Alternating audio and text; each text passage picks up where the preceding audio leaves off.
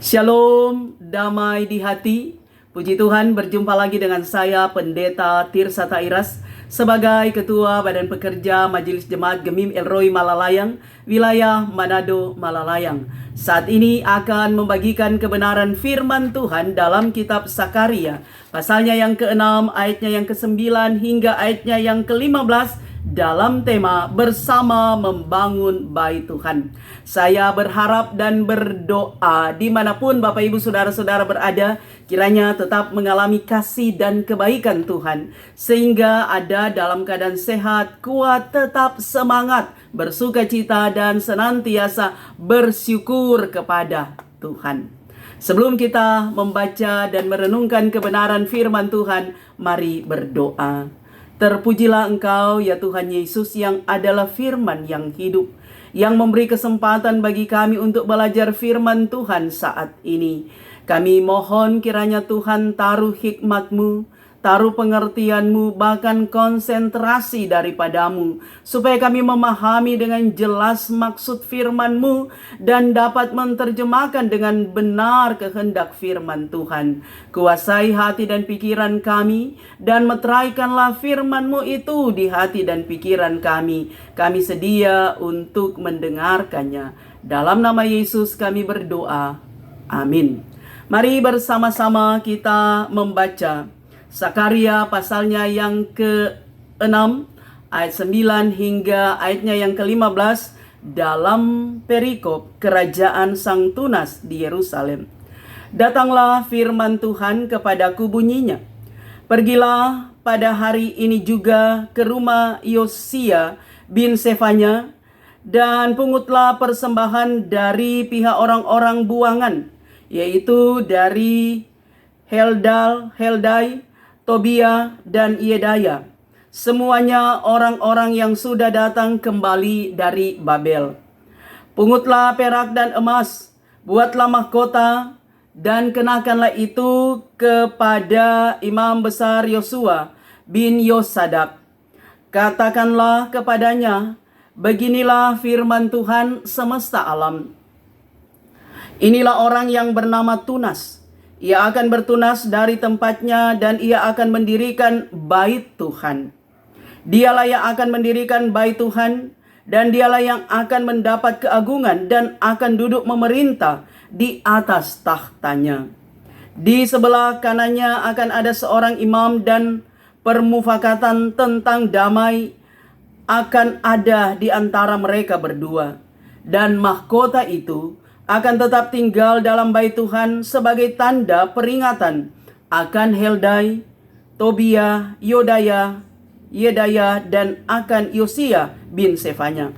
Orang-orang dari jauh akan datang untuk turut membangun bait Tuhan, maka kamu akan mengetahui bahwa Tuhan semesta alam yang mengutus aku kepadamu. Dan hal ini akan terjadi apabila kamu dengan baik-baik mendengarkan suara Tuhan Allahmu. Demikianlah pembacaan firman Tuhan.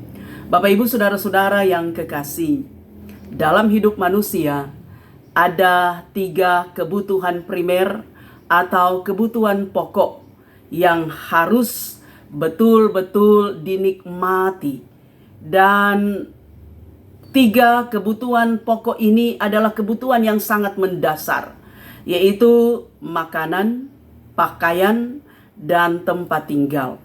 Mengapa disebut sebagai kebutuhan primer? Karena orang kalau tidak makan pasti akan mati.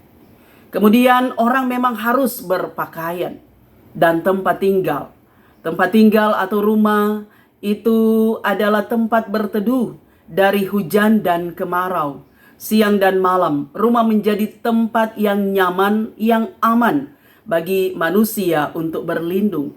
Bahkan rumah juga menjadi tempat yang nyaman, aman bagi komunitas yang paling kecil, yaitu keluarga, untuk bisa membagi suka dan duka. Bahkan dalam kehidupan beriman kita percaya rumah menjadi mesbah bagi kita. Sebagai keluarga, ada istri, ada suami, ada anak-anak, ibu bapa dan anak-anak, untuk dapat memuji dan memuliakan nama Tuhan. Nah, saudara-saudara, betapa pentingnya rumah itu dalam kehidupan kita sebagai kebutuhan yang pokok. Nah, tema ibadah kita saat ini bersama membangun bait Tuhan. Bait Tuhan atau rumah Tuhan itu adalah sangat penting dalam kehidupan sebagai orang beriman. Dalam perjanjian lama, bait Tuhan, rumah Tuhan, itu adalah tanda kehadiran Tuhan bagi umat Tuhan. Bahkan sebelum bait Tuhan, rumah Tuhan itu dibangun secara permanen, maka tanda kehadiran Tuhan itu adalah melalui kemah-kemah. Karena dalam perjalanan bangsa Israel dari tanah Mesir menuju tanah Kanaan, 40 tahun mereka hidup sebagai bangsa nomaden, mengembara. Dalam pengembaraan mereka, mereka berpindah dari satu tempat ke tempat yang lain. Maka ada kemah-kemah bagi bangsa Israel sebagai tempat berteduh. Bahkan ada kemah suci bagi mereka, tempat di mana diletakkan 10 hukum Taurat. Dan sebagai tanda Allah hadir bagi mereka. Kemudian ketika mereka ada dalam perjalanan ini, penyertaan Tuhan ada. Bahwa dengan tiang awan, dengan tiang api, Tuhan menuntun mereka selama 40 tahun. Barulah mereka tiba di tanah Kanaan yang dikatakan tanah berlimpah susu dan madu, yang adalah milik pusaka dari nenek moyang mereka, yaitu Abraham. Nah, saudara, ketika mereka sudah ada di tanah Kanaan, maka dalam kepemimpinan raja, terutama lagi Raja Daud, kemudian digantikan oleh anaknya Salomo, maka bait Allah itu dibangun. Persiapannya itu dilakukan oleh Raja Daud, dan pelaksanaannya itu dilaksanakan oleh anaknya Salomo. Dikatakan bahwa bait Allah yang dibangun di Yerusalem begitu megah, begitu hebat, saudara, bangunannya secara fisik. Tapi karena bangsa Israel tidak setia kepada Tuhan, mereka melecurkan diri kepada ilah-ilah, kepada Allah-Allah yang bukan Allah Israel. Tuhan membuang mereka ke Babel, dan bangsa Babel menghancurkan bait Allah yang begitu megah yang dibangun oleh Raja Salomo. Dan mereka ada dalam pembuangan. Kemudian setelah mereka kembali dari pembuangan, maka mereka membangun kembali bait suci, bait Allah, rumah Tuhan di Yerusalem. Nah, sebagaimana saudara yang saya katakan tadi, rumah adalah tempat tinggal, kebutuhan pokok. Manusia sangat membutuhkan rumah sebagai tempat berteduh, tempat berlindung. Maka rumah Tuhan, bait Tuhan juga sangat penting sebagai tanda kehadiran Allah. Allah menyertai umat Tuhan, Allah hadir, Allah bersama-sama dengan umatnya melalui kehadiran rumah Tuhan. Nah, saudara, di masa ini secara khusus lagi dalam kitab Sakaria, menurut catatan bahwa bait Allah itu sudah selesai dibangun. Sebab Sakaria ini dia adalah seorang nabi bersama-sama dengan Nabi Hagai. Mereka mengingatkan bangsa Israel tentang betapa pentingnya rumah Tuhan yang memang harus dibangun. Nah, karena itu saudara, Sakaria dan Hagai juga mereka adalah orang-orang Israel yang telah kembali dari pembuangan di Babel. Nah, nama Sakaria sendiri artinya Tuhan mengingat.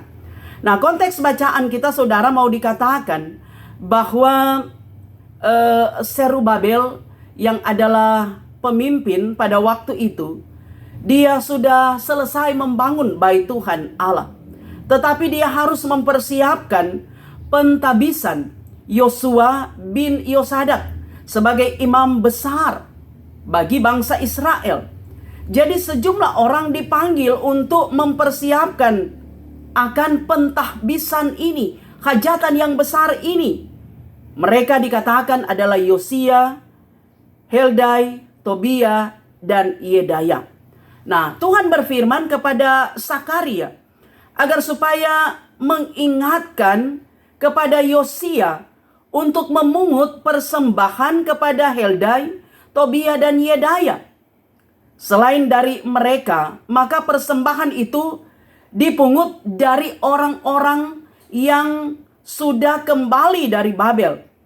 Dan dari apa yang mereka peroleh, yaitu perak dan emas, itu bukan untuk pembangunan fisik, tetapi dikatakan adalah untuk membuat mahkota bagi imam besar Yosua.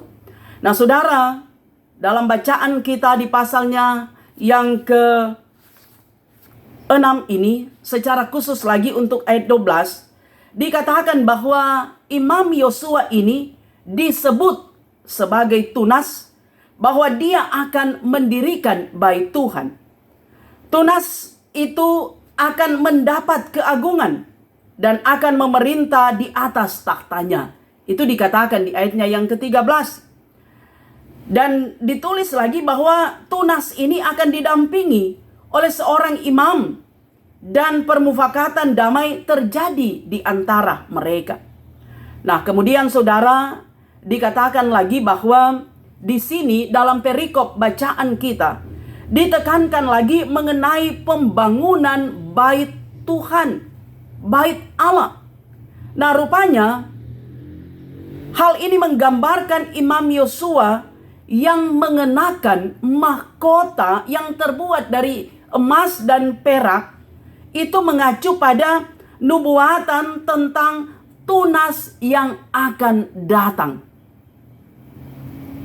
Tunas yang akan datang yaitu menunjuk pada Tuhan Yesus Kristus.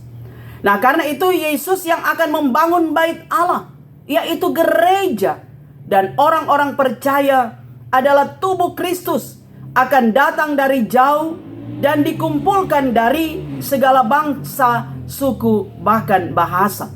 Itulah yang dituliskan dalam ayatnya yang ke-15. Jadi saudara, sang tunas itu dikatakan sekali lagi mendapatkan mahkota, mendapatkan kemenangan. Itu menunjuk pada Tuhan Yesus Kristus, kepala gereja, yang menuntun gereja Tuhan di masa sekarang ini. Nah saudara yang kekasih di dalam Tuhan, sekali lagi tema kita bersama membangun bait Tuhan, bait Allah. Nah kita sadar bahwa bait Tuhan, rumah Tuhan, rumah Allah itu bukan saja secara fisik. Karena apa yang kita saksikan dalam kitab Sakarya ini, ketika dikatakan bahwa Heldai, Tobia, Yedaya, mereka mengumpulkan dan mempersembahkan emas dan perak, itu bukan saja untuk pembangunan fisik gereja bait Allah di masa itu karena sudah selesai dibangun, tetapi terutama untuk dibuatkan mahkota. Maka kita sadar bahwa rumah Tuhan, bait Tuhan, gereja itu bukan sekedar bangunan fisik, bukan sekedar gedung saja. Sebagaimana ada nyanyian anak-anak sekolah minggu, gereja bukanlah gedungnya, bukan pula menaranya. Bukalah pintunya, lihat di dalamnya, gereja adalah orangnya. Jadi di satu pihak, rumah Tuhan, bait Tuhan, itu menunjuk bangunan fisik, gereja tempat kita beribadah. Tetapi juga rumah Tuhan, bait Allah, menunjuk pada diri kita sendiri. Karena bukankah dikatakan bahwa tubuh kita ini adalah bait Allah, tempat roh Allah berdiam. Karena itu kita disebut gereja yang hidup. Gereja yang hidup, Allah hadir dalam kehidupan kita. Karena itu saudara, kita percaya bahwa kehadiran kita setiap hari Minggu dalam ibadah Minggu itu bukanlah formalitas, itu bukan rutinitas, bahkan itu bukan kewajiban. Orang masuk gereja bukan kewajiban, bukan rutinitas dan bukan formalitas, tapi itu adalah kebutuhan kita. Sebab beda kewajiban dan kebutuhan. Kalau kewajiban itu kadang jadi beban. Kita bayar SPP, uang sekolah anak-anak, bayar pajak, bayar bil, tagihan-tagihan, listrik, air, telepon dan sebagainya. Itu adalah kewajiban. Nah kadang kala kewajiban itu jadi beban, apalagi tidak ada. Tidak ada uang untuk membayar. Tapi kalau kebutuhan seperti yang saya katakan tadi, makanan, pakaian, tempat tinggal itu adalah kebutuhan pokok. Mau tidak mau harus kita penuhi. Maka demikian juga dengan ibadah. Ibadah adalah satu kebutuhan. Kita datang beribadah di rumah Tuhan. Torang datang di gereja setiap hari Minggu. Torang masuk di kolom, saudara, kita beribadah, bersekutu karena kita butuh kehadiran Tuhan dalam persekutuan dengan jemaat. Kita memuji Tuhan, kita memuliakan Tuhan, kita menyanyi untuk Tuhan, kita berdoa kepada Tuhan, kita disapa oleh Tuhan dengan kebenaran firman Tuhan. Karena itu saudara, marilah panggilan iman kita adalah murni untuk kita selalu ada dalam persekutuan dengan Tuhan. Di bait Tuhan, bait Allah yang kudus. Dan kita adalah gereja, roh Allah berdiam di dalam diri kita, dalam tubuh kita. Sebagai gereja masa kini, gereja yang hidup saudara. Karena itu sebagaimana perenungan kita minggu yang lalu bahwa muliakanlah Tuhan Allah dengan tubuhmu. Muliakan Tuhan Allah dengan tubuh kita masing-masing. Hidup kita masing-masing kita memuliakan Tuhan. Karena kita adalah gereja yang hidup. Nah itu berarti saudara, kalau torang rajin masuk gereja bersekutu dengan Tuhan, pasti ada kekuatan spiritual dalam diri kita. Apalagi kita sungguh-sungguh saudara. Bahkan ketika kita memuliakan Tuhan dengan tubuh kita sebagai gereja masa kini, gereja yang hidup. Maka sebagaimana istilah anak-anak muda saat ini, kita ada dalam satu frekuensi dengan Tuhan. Kita ada dalam satu circle, satu lingkaran dengan Tuhan. Bahwa kalau orang satu frekuensi dengan Tuhan, kita akan selalu memiliki keakraban, kedekatan, keintiman dengan Tuhan Allah. Sehingga roh Tuhan yang senantiasa menginspirasi kehidupan kita. Kalau hubungan kita dengan Tuhan itu baik, bukan on off, mati menyala. Toh? Itu juga menjadi istilah sekarang ini saudara, on off. Terkadang hubungan kita dengan Tuhan on off. Saudara, kita bisa bayangkan kalau di rumah kita ketika listrik, penerangan itu mati, apalagi malam, mati menyala, maka barang-barang elektronik bisa rusak dan akan mengganggu kenyamanan kita. Kita merasa tidak nyaman kalau mati menyala, hubungan yang on off. Nah maka demikian pun saudara dengan kehidupan beriman spiritual kita. Kalau orang dengan Tuhan on off, mati menyala. Sekarang kita ada dalam persekutuan, besok orang bikin dosa. Sekarang kita rajin, besoknya kita malas bersekutu. Sekarang kita setia, esoknya kita tidak setia, saudara. Maka akan menimbulkan ketidaknyamanan dalam kehidupan kita. Iblis bisa merasuki kita kalau kita tidak punya kedekatan dengan Tuhan. Tidak ada dalam satu circle dengan Tuhan Allah, dengan kebenaran firman Tuhan. Orang yang tidak satu frekuensi dengan Tuhan Allah.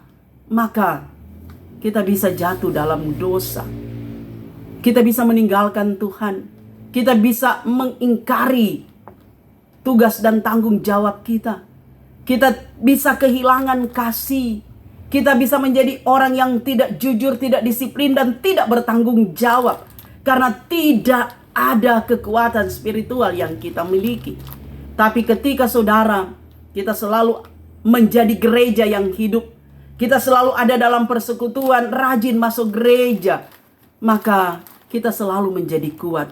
Sebab jangankan orang yang selalu masuk gereja.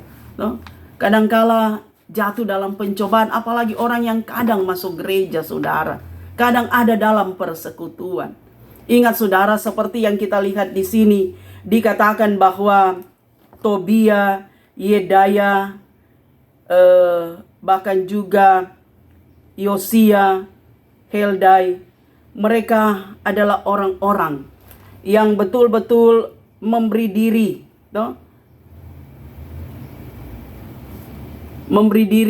memberikan emas perak mereka untuk mahkota.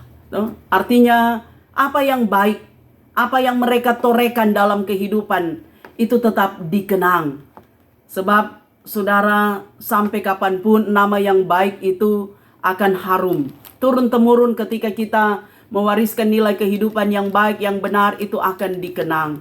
Tetapi sebaliknya ketika kita mewariskan nilai kehidupan yang tidak baik, tidak benar, itu juga tetap diingat oleh orang. oleh generasi ke generasi. Karena itu torehkanlah kehidupan yang baik dalam kehidupan kita. Kita bersama membangun bait Tuhan. Baik secara spiritual iman kita adalah gereja, tapi juga membangun gedung gereja. No? Membangun gedung gereja saudara baik secara fisik, tapi juga dalam persekutuan jemaat Tuhan. Sebab bisa saja gedungnya begitu megah, tapi tidak ada orang yang ada di dalamnya. Tapi sekalipun sederhana, ketika ada orang-orang yang setia di dalamnya, ketika kita sadar bahwa kita adalah gereja yang hidup, yang mampu menampilkan karakter Kristus dimanapun, di komunitas manapun, dalam persekutuan berjemaat dan bermasyarakat. Itulah sejatinya anak-anak Tuhan. Itulah sejatinya orang yang beriman, yang mau menyatakan kemuliaan Tuhan. Karena itu mari bersama kita membangun bait Tuhan, membangun gereja Tuhan sebagai satu persekutuan orang beriman, tapi juga pribadi-pribadi kita adalah gereja-gereja yang hidup, yang senantiasa membawa kesejukan, membawa shalom, membawa kedamaian, membawa sukacita, dan membawa berkat di komunitas manapun Tuhan mengutus kita sesuai dengan kapasitas dan tanggung jawab, talenta, keahlian, dan kecakapan kita. Kita pasti dimampukan oleh Tuhan, sebab bagi Tuhan tidak ada yang mustahil. Tuhan memberkati kita semua. Amin. Demikianlah firman Tuhan, mari kita berdoa. Terpuji Engkau Tuhan, kami boleh mendengarkan firman-Mu. Patrikanlah firman-Mu ini dalam kehidupan kami, supaya kami akan mampu menampilkan kehendak Kristus. Hamba-Mu boleh berhenti berbicara, tapi media sosial YouTube Tuhan pakai menjadi saluran berkat, sehingga bisa mengumandangkan kebenaran firman-Mu dimanapun berada. Bagi mereka yang setia mendengarkan firman Tuhan, diberkati oleh Tuhan. Dalam situasi apapun, yang sakit Tuhan sembuhkan, yang lemah Tuhan kuatkan. Mereka yang dalam pergumulan, Tuhan tangan-Mu kuat menopang mereka. Terima kasih, dalam nama Yesus kami berdoa. Amin. Demikianlah kebenaran firman Tuhan. Saya Pendeta Tirsa Tairas terus berharap kiranya Bapak Ibu Saudara sekalian mendukung YouTube channel Tirsa Tairas dengan cara nonton video, dengarkan kebenaran firman Tuhan, tekan tulisan subscribe, berikanlah jempol, like, berikanlah komentar yang membangun, dan jika berkenan bagikanlah video ini di media sosial yang Bapak Ibu Saudara miliki, dan jangan lupa tekan lonceng agar supaya ada notifikasi dari setiap update video saya. Tuhan memberkati kita semua.